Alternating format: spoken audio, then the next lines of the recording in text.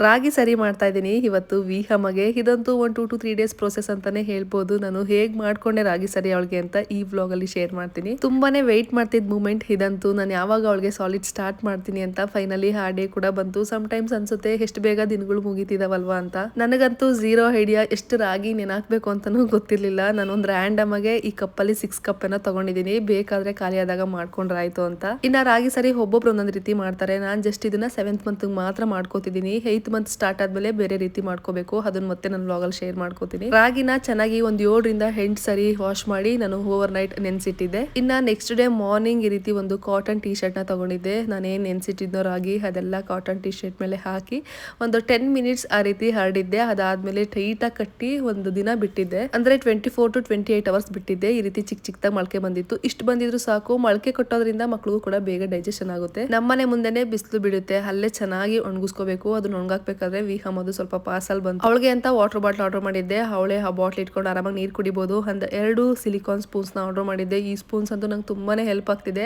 Already ರಾಗಿ ಸರಿ ತಿನ್ನಿಸ್ತಿದ್ದೀನಿ ಅಲ್ವಾ, ಅವಳು ಆರಾಮಾಗಿ ತಿಂತಾಳೆ. ಅವಳು ಬಾಯಲ್ಲಿ ಏನಿಟ್ರು ಕಚ್ತಿರ್ತಾಳೆ. ಈ ರೀತಿ ಸಾಫ್ಟ್ ಆಗಿದ್ರೆ ತುಂಬಾನೇ ಸೇಫ್ ಅಂತ ಅನ್ಸಿ ನಾನು ಇದನ್ನ ಪರ್ಚೇಸ್ ಮಾಡಿದ್ದು. ಅಂಡ್ ಈ ಫೀಡಿಂಗ್ ಚೇರ್ ಲಿಂಕ್ ಅಂತ ತುಂಬಾ ಚೆನ್ನಾಗಿ ಕೇಳಿದ್ರಿ.